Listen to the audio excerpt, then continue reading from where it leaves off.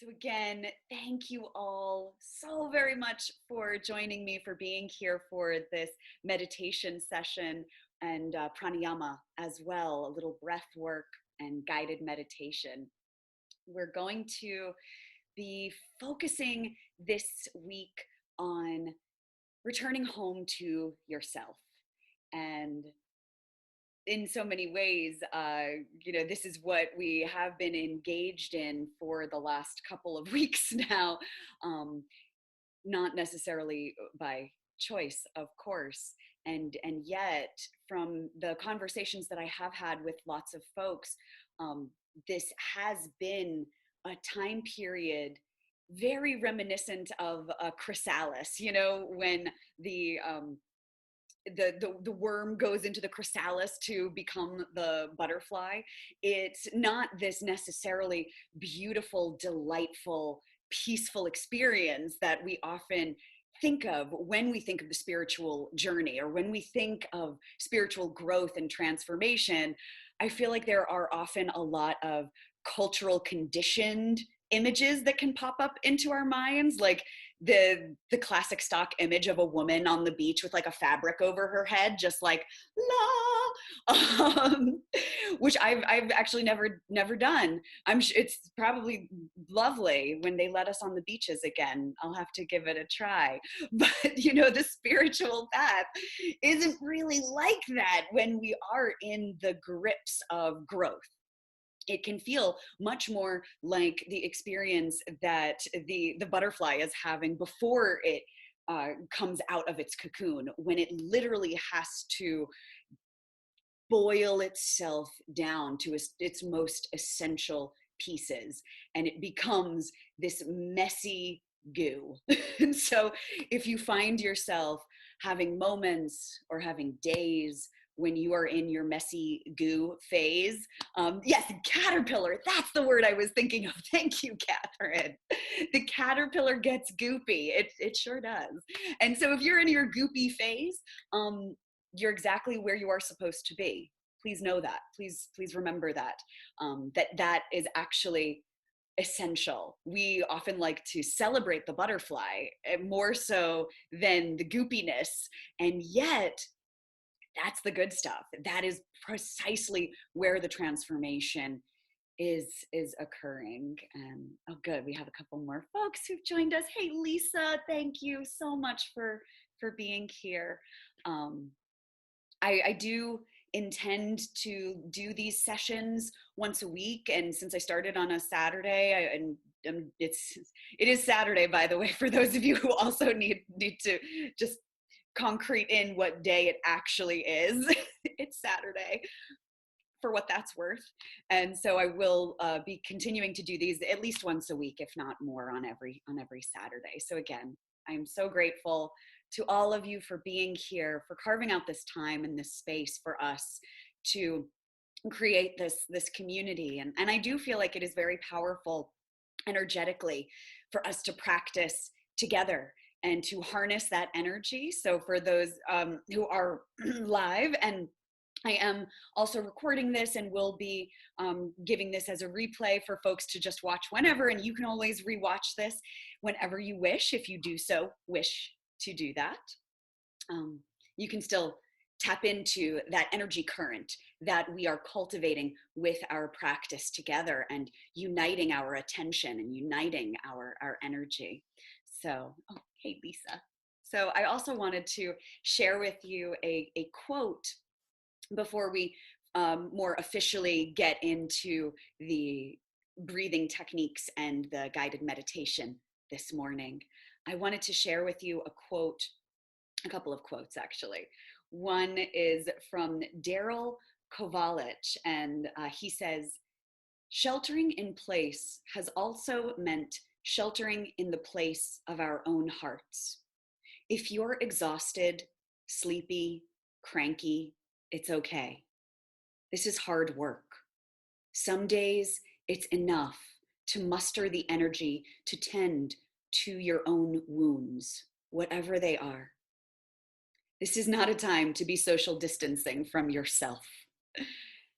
And I've just really loved that quote, sheltering in place has also meant sheltering in the place of our own hearts. And that will be our point of entry in our practice together this morning, to really return once again to that shelter within your own heart.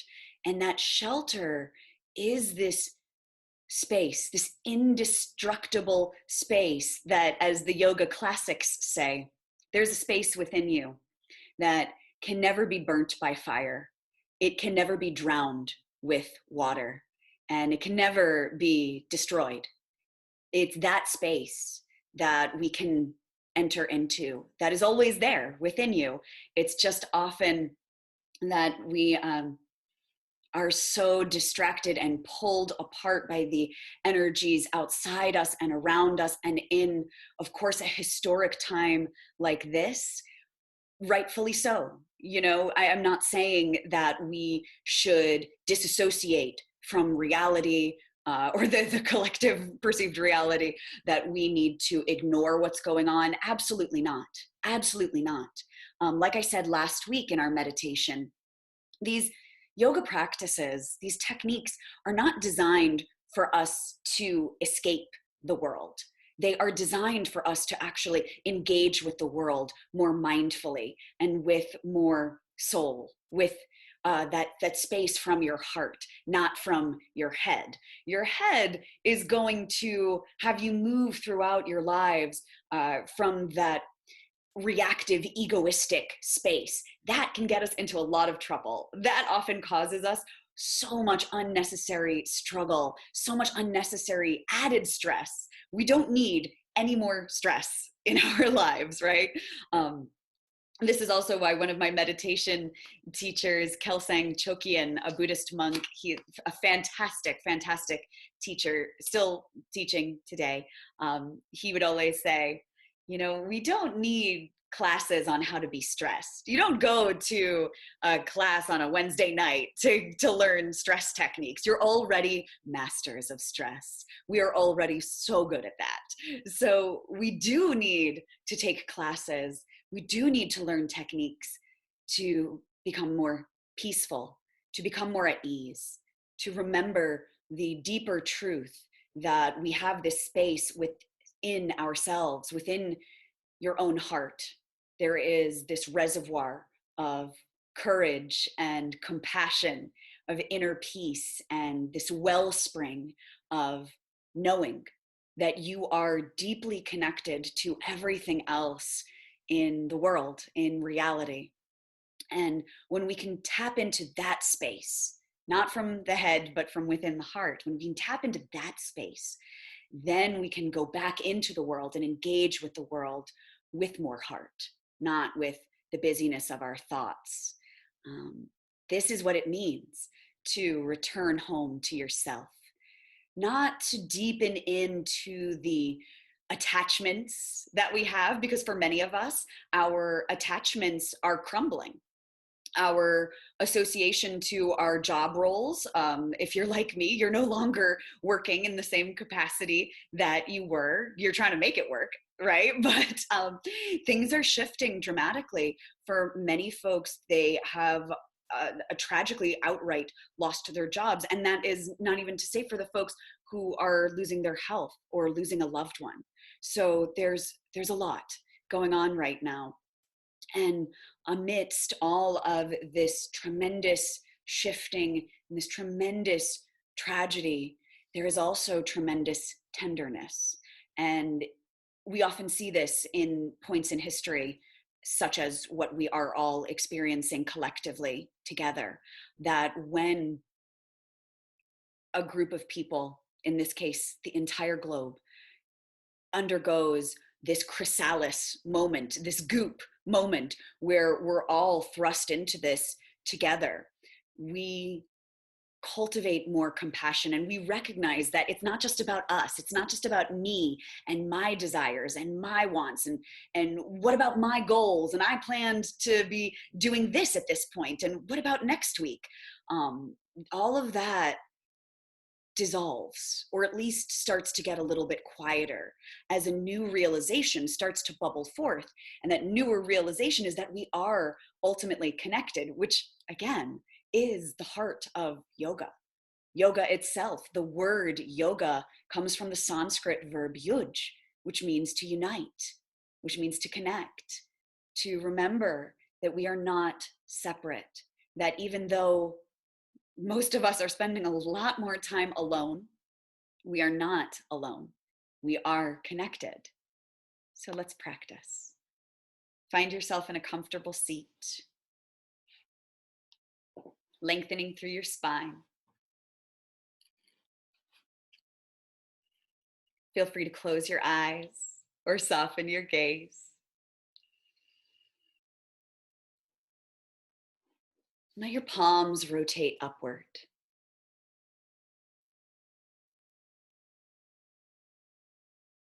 We can begin this journey inward to the self. That's self with a capital S, your true self. We begin that journey by riding the waves of the breath deeper inward. The breath is the bridge that brings you into this present moment.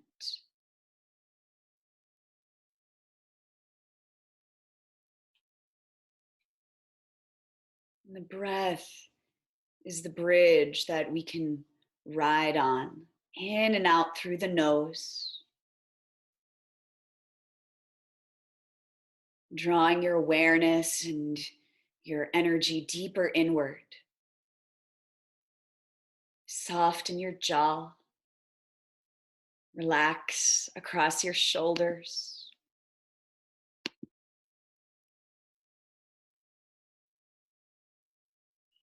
Softening across your forehead.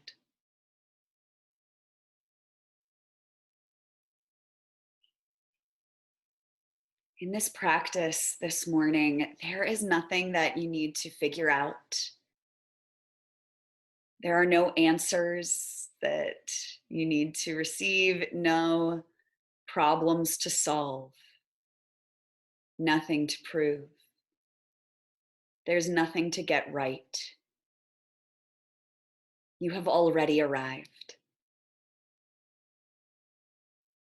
This is the practice of coming back home to yourself.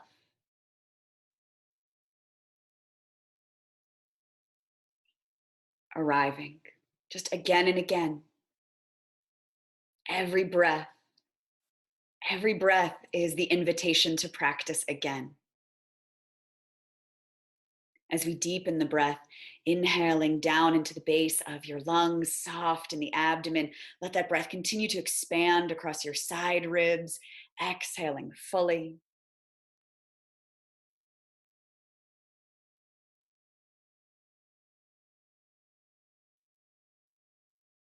Breathing in from the base of the lungs, letting the breath rise like a wave, expanding all the way up into your collarbones. As you exhale, feel your navel gently draw back toward your spine.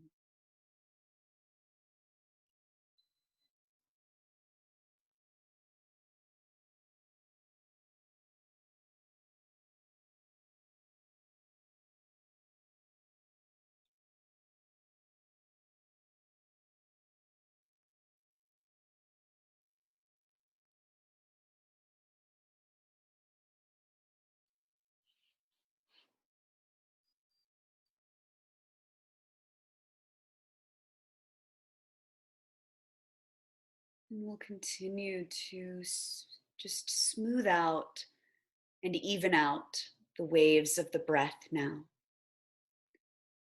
Holding for a little longer at the top of the breath and pausing and holding at the bottom of the breath. So a subtle breath retention here to start, gently amplifying the prana, amplifying your life force energy. And so I'll guide us through just counting the breath, in for 5, holding for 3, exhaling for 5, holding for 3. And of course, if that breath rhythm isn't appropriate in your body, in your practice today, don't do it. Don't do any of these techniques if they don't feel right for you today. You can always just breathe in and out, nice and natural. For those joining me in the count, start with an exhale. Breathe out fully, releasing, emptying, so that we can inhale deeply to the count of 1, 2, 3, 4, 5. Hold at the top. 1, 2, 3.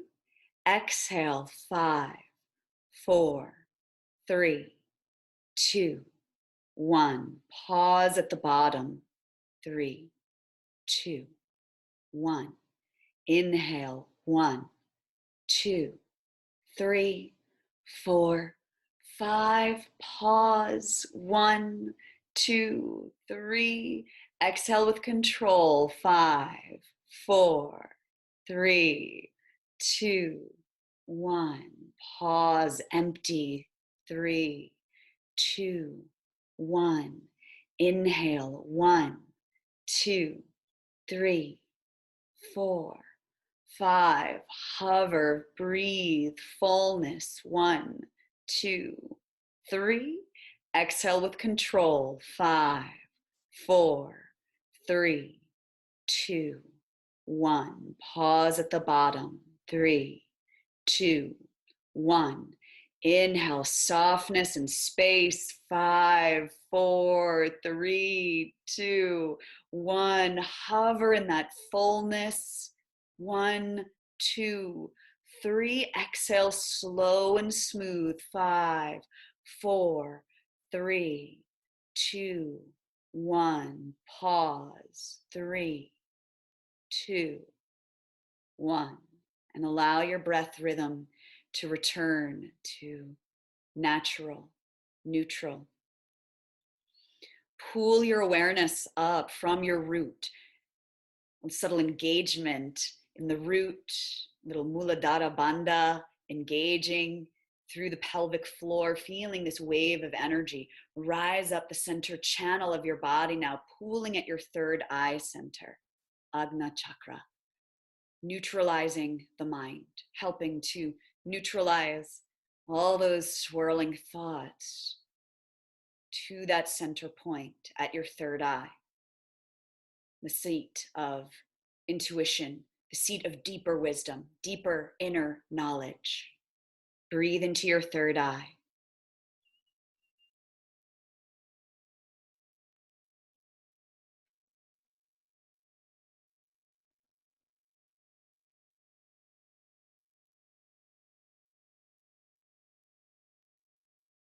And we'll add the breath count here with our attention resting at the third eye. So again, just exhale fully. And as you breathe out, really make it count. Just exhale, almost as if you were letting out a puff of smoke. Any stressful or worried thoughts that you've been carrying around, let that go so that you can inhale deeply. 1, 2, 3, 4, 5. Hold, breathe, and then exhale fully. 5, 4, 3, 2, 1. Hold at the bottom. Pause. Inhale. 1, 2, 3, 4, 5. Pause. Retain the breath. Draw your attention to the third eye point, center of intuition, center of deeper wisdom, neutralizing mental energy. Exhale. 5, 4, 3, 2, 1. Hold at the bottom of the breath. Sense into the discomfort, perhaps. That's okay. And then just relax the technique and release. Return to a natural, easy breath in and out. The breath retentions are really powerful techniques in yoga, and we can start to lengthen those breath retentions and make them more and more uncomfortable over time. They become like little petri dishes, little pressure cookers for our prana, for our mind. And they're really, really wonderful ways to accelerate our capacity to hold space for ourselves. That's also what it means to come home to yourself, is to hold space for yourself. And it doesn't mean that you have to be happy and shiny and sparkly all the time. It doesn't mean that you actually have to read all those books that have been patiently waiting on your shelf. It doesn't mean that you suddenly have to tackle all those projects or become a great painter or whatever. You can hold space for all of yourself, even the parts that we often don't like to show on Instagram, or or the pieces of ourselves that culturally, collectively, we have deemed as unworthy. And I know a couple of you are in my Shadow and Light course, and oh my goodness, thank you so much for those of you who are in the Shadow and Light journey. A lot of what we talk about in today's meditation is sprinkled throughout that online course, and that is really all about how we can actually make peace with the pieces of ourselves, which is something that's easy to say and quite another thing to put into actual practice. But we do have this unique opportunity right now, in this moment in history, where we are, for many of us, spending a lot more time with ourselves, and our patterns are bubbling up to the surface. I know mine are. Everything I just mentioned, my achieving complex and feeling worthy when I do things, that's gotten real loud. And so I have this remarkable opportunity to confront that and to really sit with it and to be with it, and not to just escape it in work or accomplishing or trying to get things done. So you can just check in with yourself from your heart, though, with a lot of compassion, and see what patterns are bubbling up for you, what patterns are getting a little bit louder now in this pressure cooker of your life, of this time. For many of us, we are blessed with so much good fortune, um, and we have to also step into that and allow that gratitude to be our friend on this journey. I find when I am getting caught up in worried thoughts, worried about the future, worried, I just return right back to my tried and true tool, which is gratitude. And I know, most of you guys, I know many of you on this call, and I know most of you are yoga practitioners and seekers on the path. And so you're no stranger to these techniques. But it's in the practice of them, right? It's not like, oh, good, I've achieved this level, and now I will never have to deal with that issue again. I've reached this state in my practice, and now I don't have to worry about this or that. At least for me and a lot of my students, this is a daily practice. I have to constantly check in with myself again and again. I have to constantly hold space for myself. Like, oh, fascinating. Resentment has bubbled up today. Look at you, resentment. Here you are. I'm not going to judge you.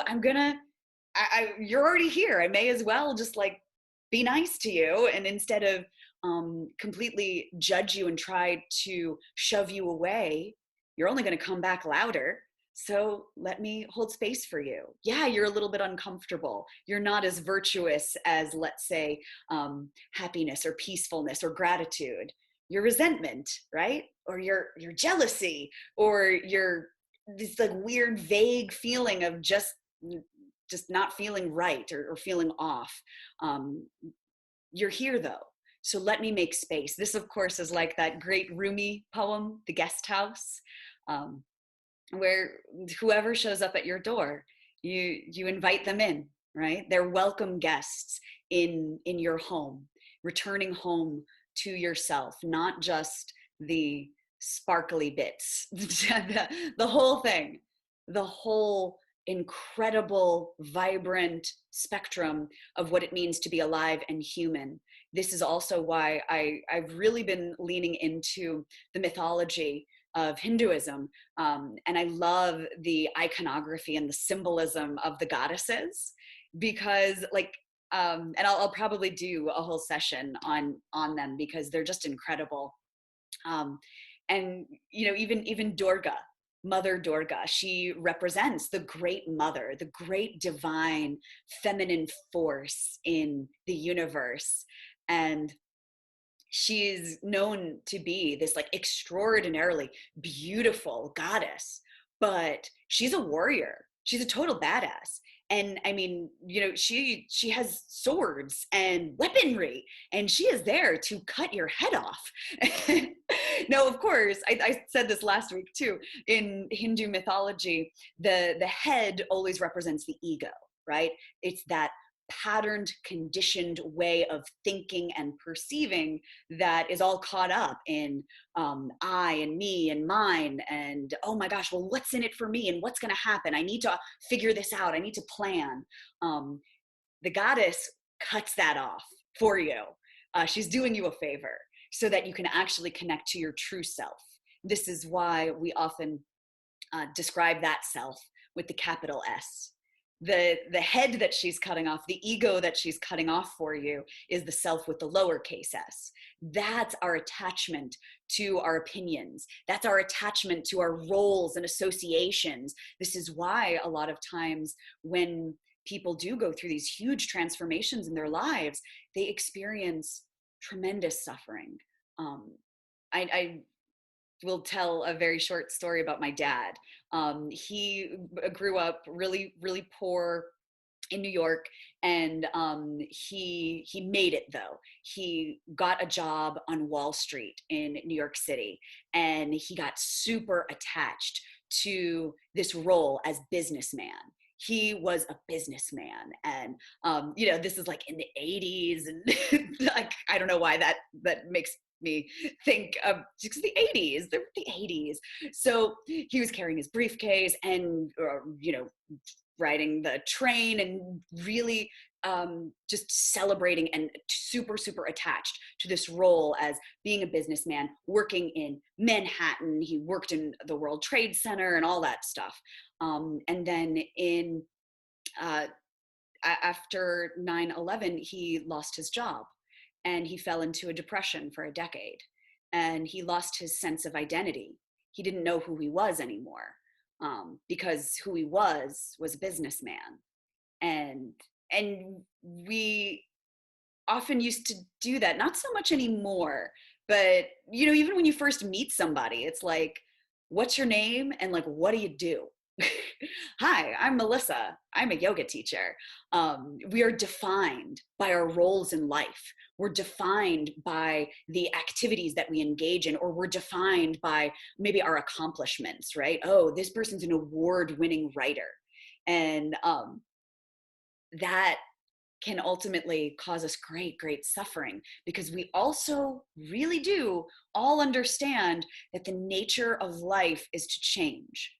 And we are realizing that more than ever. We always knew it, but I think we were all just kind of floating along in this collective illusion together, right? Like, yeah, everything changes, but I'm still going to be attached, because it's easy. And it is more difficult to release these attachments. And it's also the way to deeper contentment. It's also the way to liberation. This is why the yoga classics describe it as freedom. They describe it as liberation.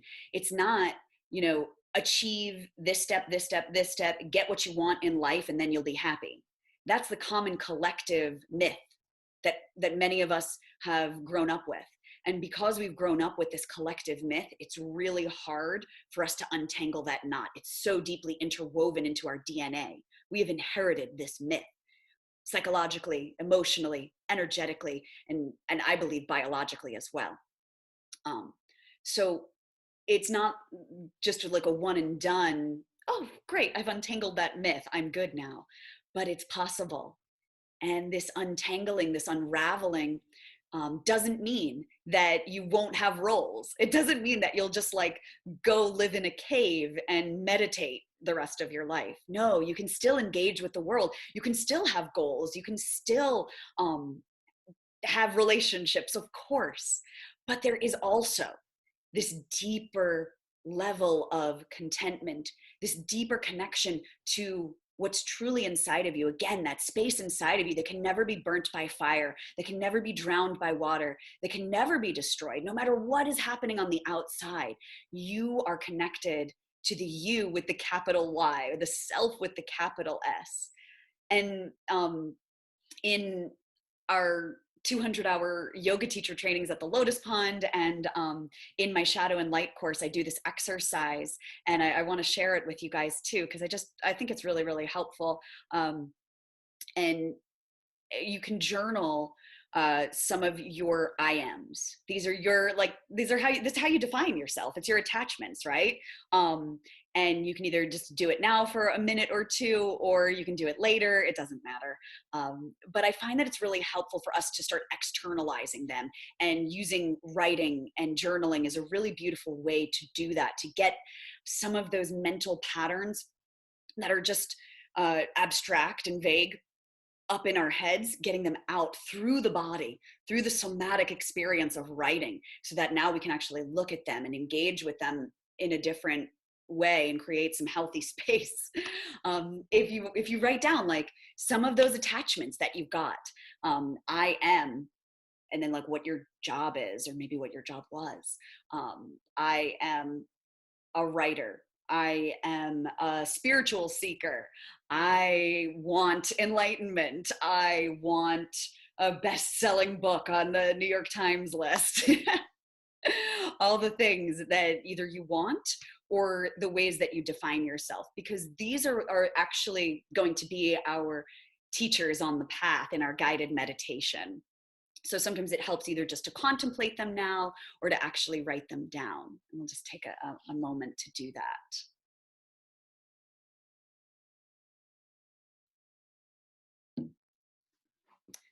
When I've done this exercise in the past with groups in YTT and stuff, some people have raised their hand though and said, well, you know, I'm a mother, I'm a parent, and I'm really attached to that role. Isn't that a good thing? Like, I don't want to just be like, oh, we're all part of this cosmic fabric, I'm going to ignore my child.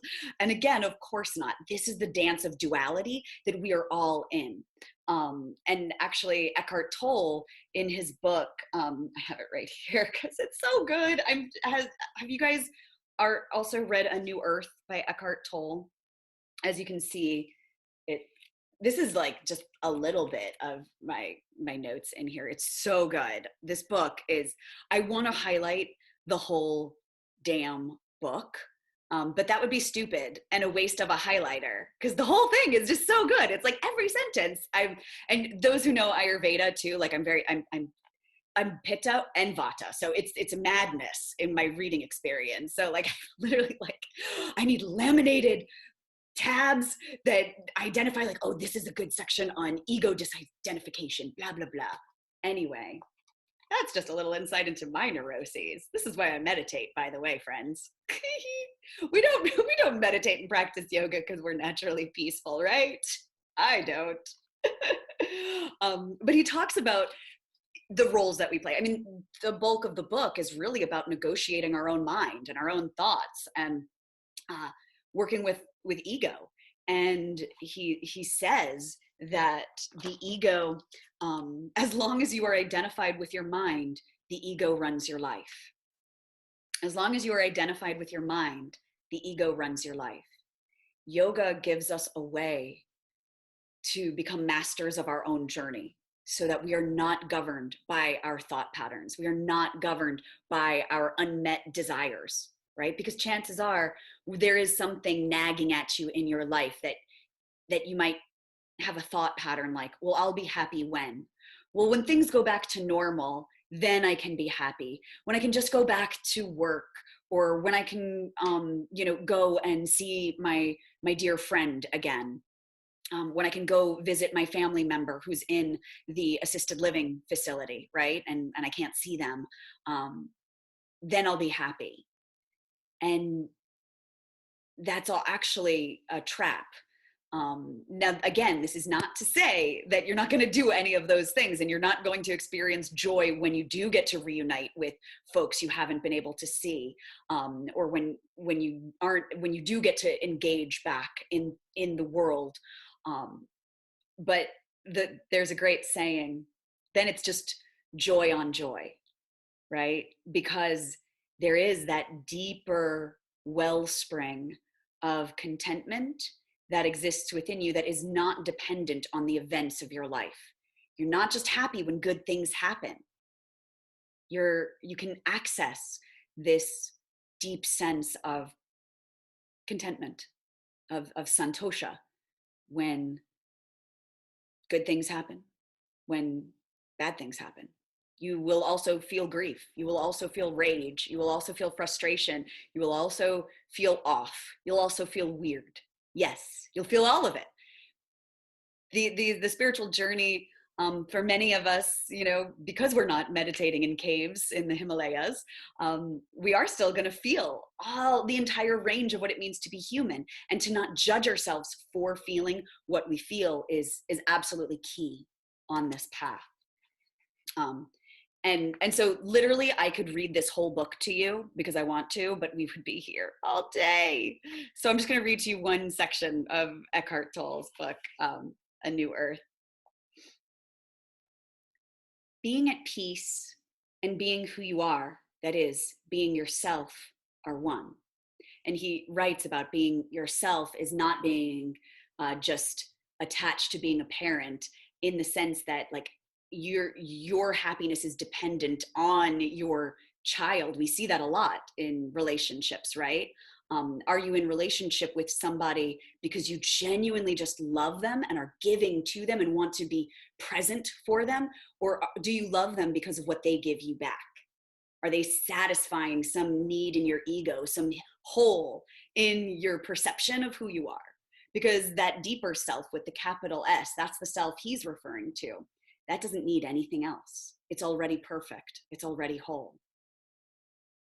So when you come from that place, any relationship is just pure love. It is giving. You can be present with people without that underground unconscious thought of like, well, yeah, I love you because you make me feel validated. I love you because you make me feel joyful.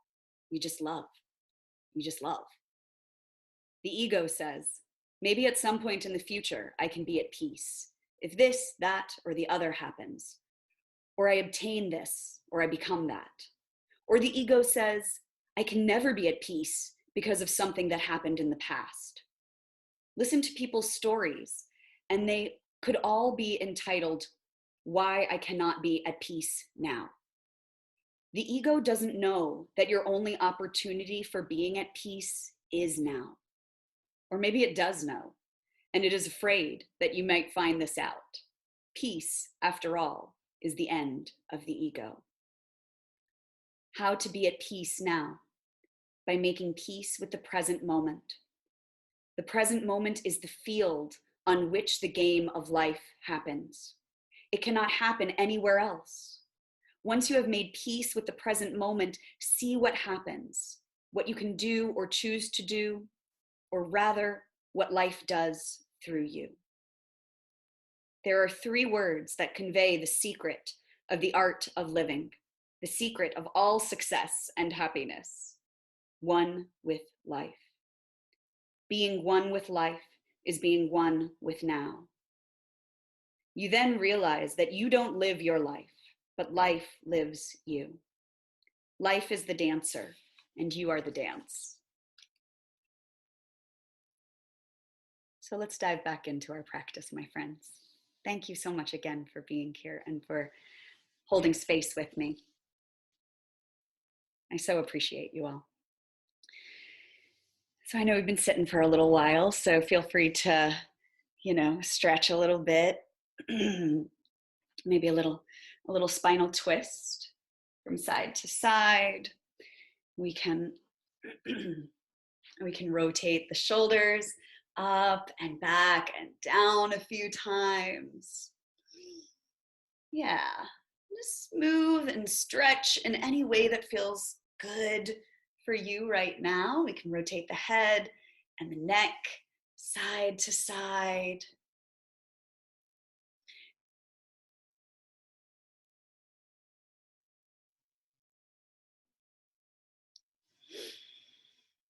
And then we'll come back to practice a little more pranayama and a guided meditation. So again, always feel free to adjust in your seat, make yourself comfortable. And we'll move now into alternate nostril breathing, Nadi Shodhana, which is one of my favorite techniques for clarifying mental energy, for purifying mental energy. It's known as the channel cleansing breath. And so Nadi Shodhana, Nadi is channel, Shodhana is to purify, to cleanse. We are moving this life force energy gently throughout the system in a balancing and harmonious way. I know most of you are familiar with this technique, so just feel free to dive right in and join me, but I'll just explain it as well. And there are many different variations of the technique too. So if you are feeling a little congested today, breathing through one nostril or the other is not really feeling good right now, that's okay. You can just do the hands-free version. Our thoughts, as we know, are very, very powerful. So just by thinking, just by imagining the breath rising and falling up one side of the nose and down the other, you are still affecting prana. Your thoughts are always affecting your prana. That's just what they do. Where our attention goes, energy flows. We know this. So you can just think the technique as well, still very effective.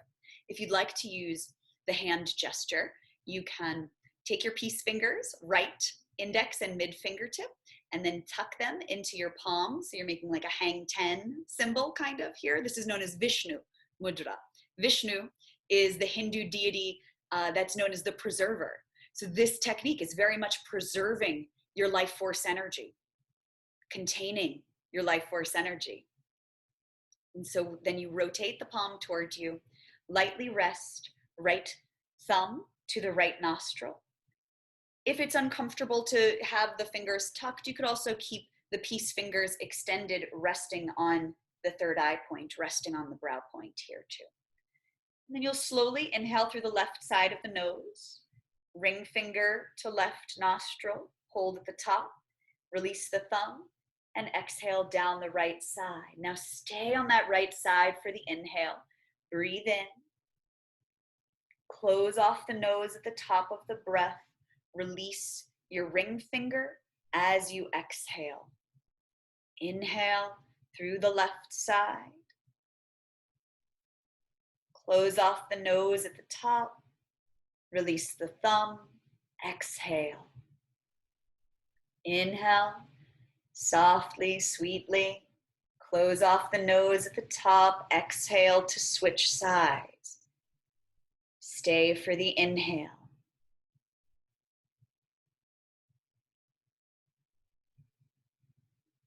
Exhaling to switch. So we're not forcing the breath.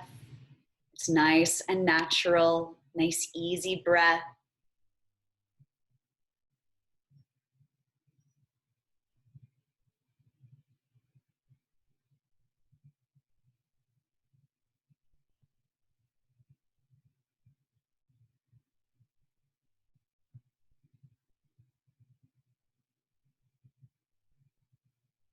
And perhaps you imagine the wave of the breath like a light, like a stream of light traveling up one side of the body, pooling at the third eye center, center of intuition, and then exhaling down the opposite side.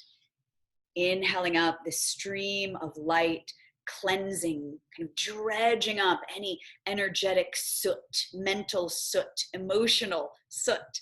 And then exhaling down the opposite side, just releasing, washing away, almost like a river of light down a mountainside.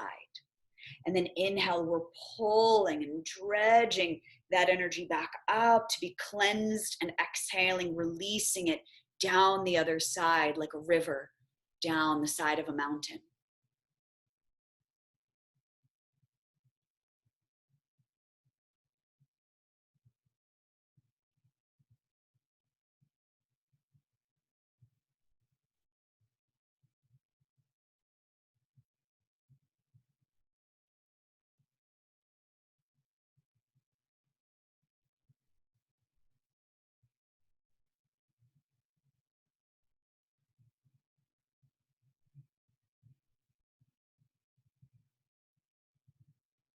Mind resting on the technique, resting on the intention behind the technique, cleansing, purifying, balancing the mind, the nervous system, your energy field, purifying your aura,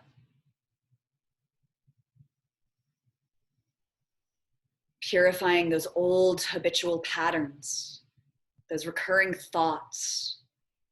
We're neutralizing them through the technique.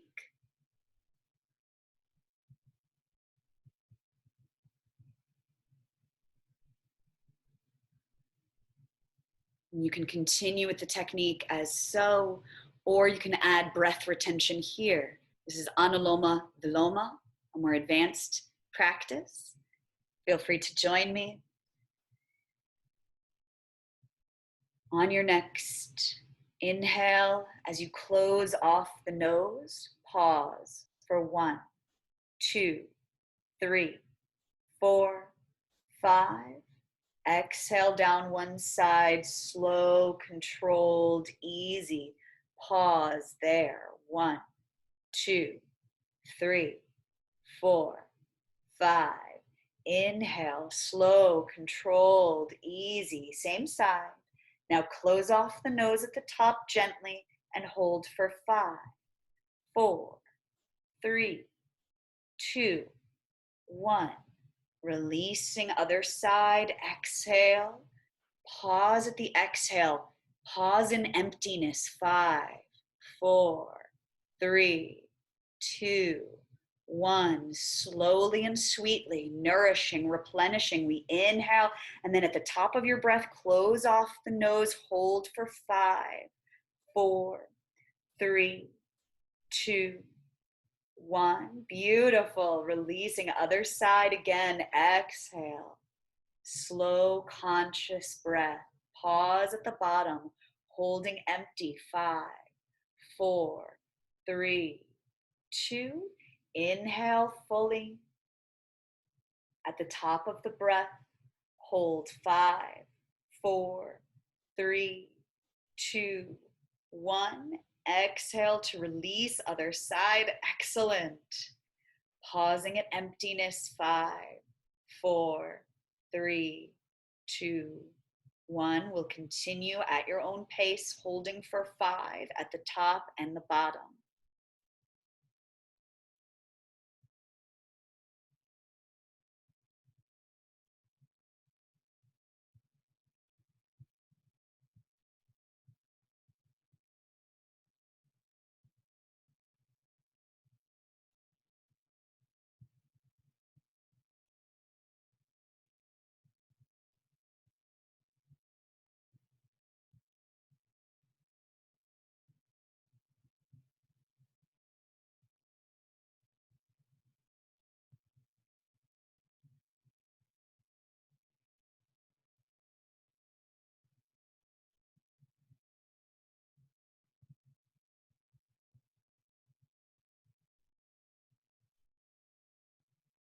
Keep the jaw relaxed, spine tall, softening the muscles in your face. And on your next exhale, down the left side of the nose, you can gently release your hand, release the technique.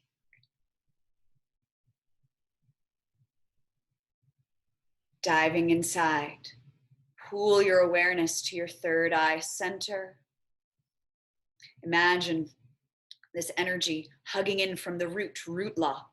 Draw this energy like a wave of prana, a stream, a beam of prana, life force, rising up your spine, a little engagement in the glutes, drawing in and up through the abdomen. Breathe into your heart along the way. Let that light kind of expand and open up around the heart center, across your throat and up into third eye, pooling there.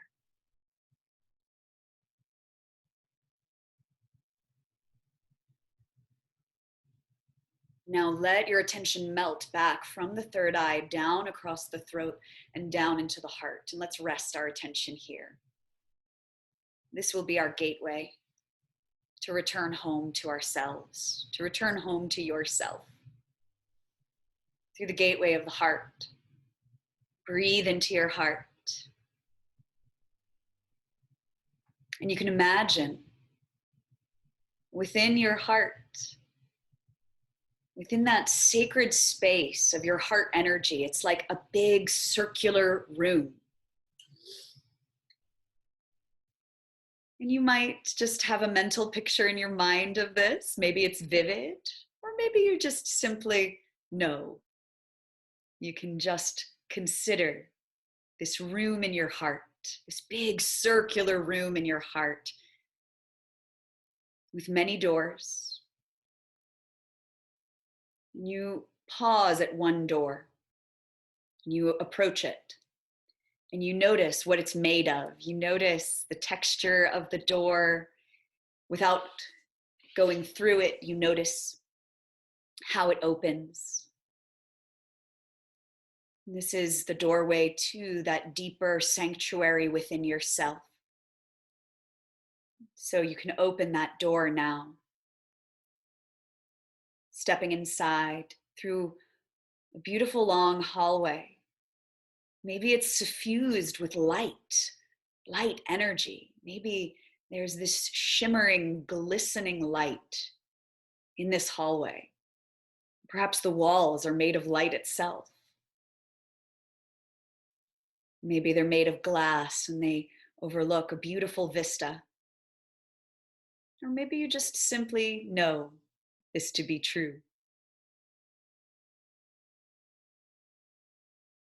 As you slowly make your way down this hallway, walking mindfully, deeper within yourself. Along the way are other windows or openings or gateways to your attachments, to your roles, to your desires.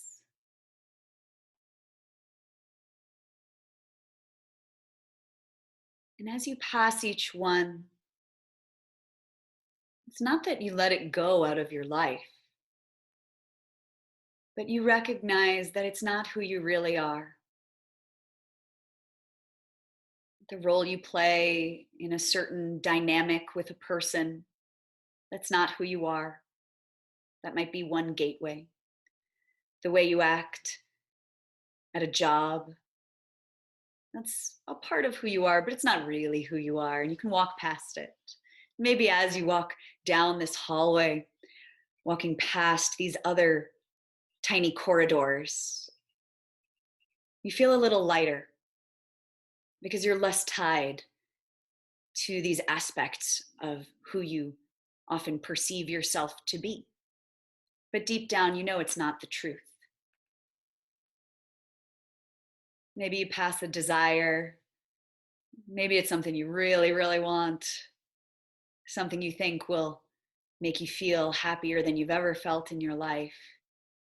But your deeper wisdom also understands that that is not so.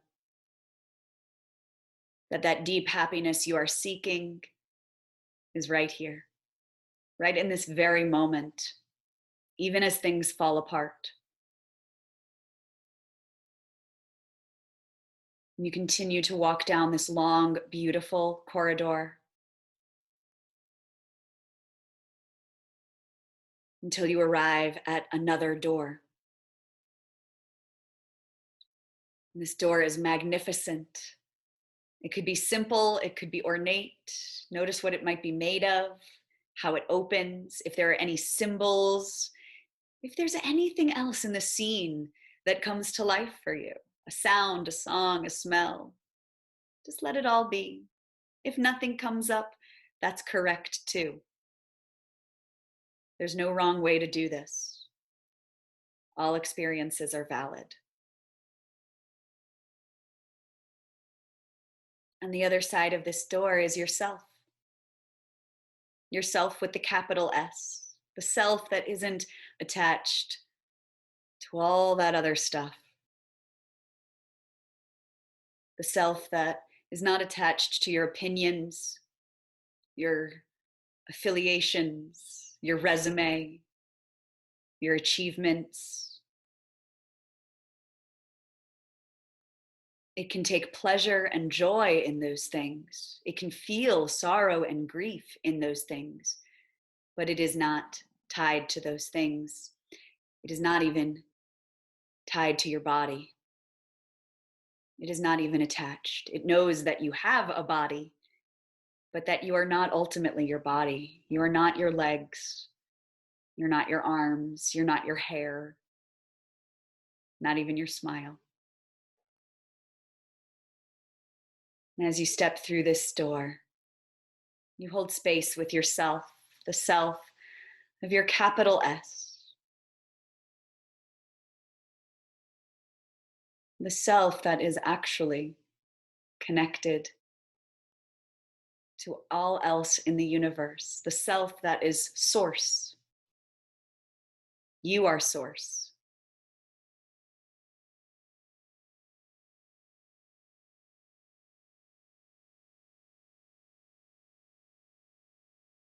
You are whole.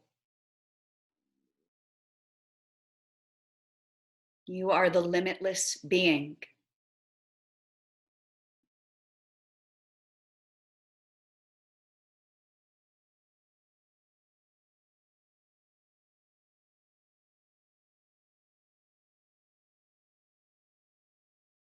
Perhaps this moment finds itself like an embrace in your imagination, being embraced by your true self with the capital S.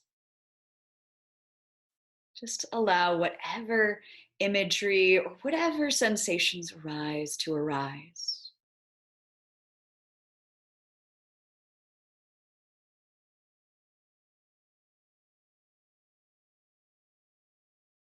Knowing that you can return to this space, this sanctuary, whenever you like.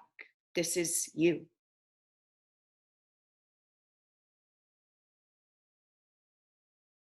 We'll take a deep breath in and just exhale completely, maybe with a little sigh.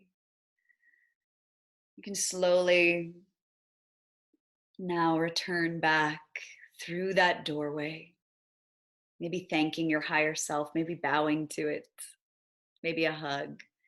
Maybe your higher self has a message for you. Just allow your ears to open. Allow your heart and mind to open to any wisdom. Maybe it doesn't come as words. And slowly, slowly, you can return back through the door, return back through that hallway.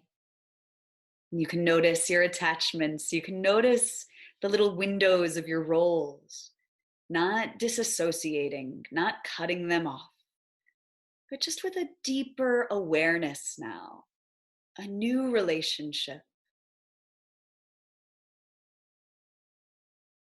Moving from your heart, we return back to that first door that will lead you back into the chamber of your heart space, the Anahata chakra. Let's breathe into the heart.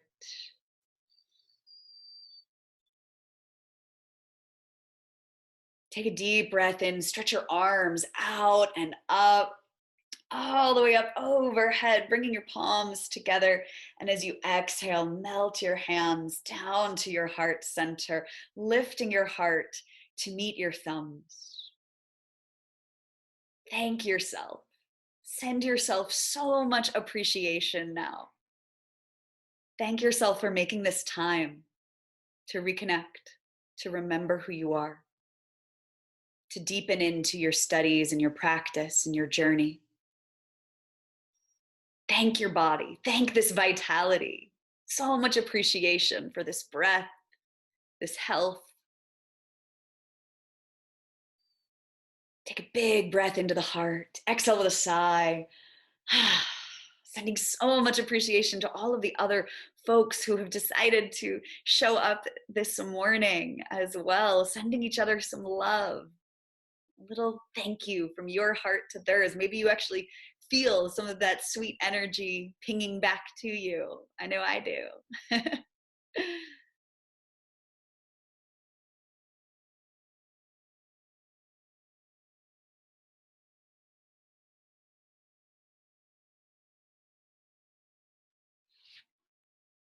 We'll seal it in with a little chanting. I'll just share a chant for all beings everywhere. Loka samasta sukhino bhavantu. Loka samasta sukhino bhavantu. Loka samasta sukhino bhavantu. Feel free to share an Om with me. Breathing in.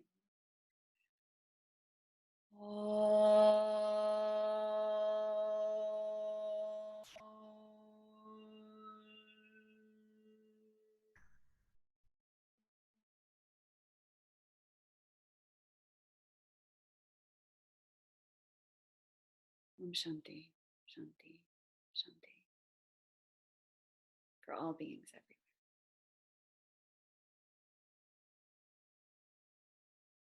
Thank you so much, everyone. Thank you. I honor you. I appreciate you so much. Thank you, Sandy. Thank you, Lisa, Kathy, Silka. Thank you all. Thanks, Tara, Marcelino, and Chris, Catherine, Prima. Thank you all. I so appreciate you guys.